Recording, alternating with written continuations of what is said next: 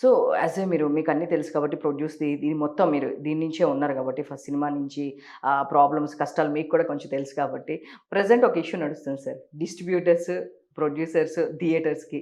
Issue ఎట్లా అంటే percentage base మీద ఇవ్వాలని జెప్పేసి చాలామంది లేదు రెంట్ వైస్ మాకు కావాలి అని జెప్పి థియేటర్ వాళ్ళు ఇప్పుడు ఎట్ ప్రెజెంట్ నడుస్తున్న ఇష్యూ.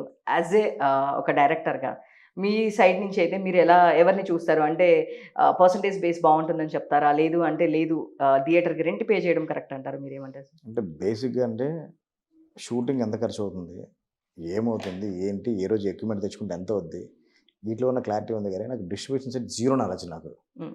ఎన్ఆర్ఐ అంటారు, ఔట్‌రేట్ అంటారు, ఇంకోటంటారు. అసలు నాకు జీరో నాలెడ్జ్. నాకేమన్నా అడిగిన తర్వాత ఏమన్నా చెప్తారు నాకు ఇది అని.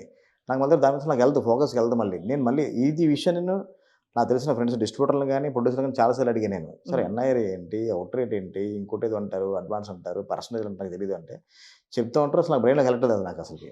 దాని మీద నాకు అవగాహన తక్కువ నాకు. ఓకే. ఏదున్నా ఇండస్ట్రీలో పెద్దలున్నారు. వాళ్ళు మాట్లాడి డెసిషన్ తీసుకుంటారు. అంతే. వాళ్ళు తీసుకున్న డెసిషన్ ప్రకారం అందరూ ముందుకెళ్తారు గానీ, దానికి ఒక ఛాంబర్ ఉంది. ఒక డిస్ట్రిబ్యూటర్స్ ఛాంబర్ అయితే ఉందంటారు. కాబట్టి అవును. వాళ్ళు డిస్కస్ చేసుకొని దానికి ఫైనల్‌గా వస్తారు. దాన్ని బట్టి అందరూ ఎళ్ళాల్సిందే.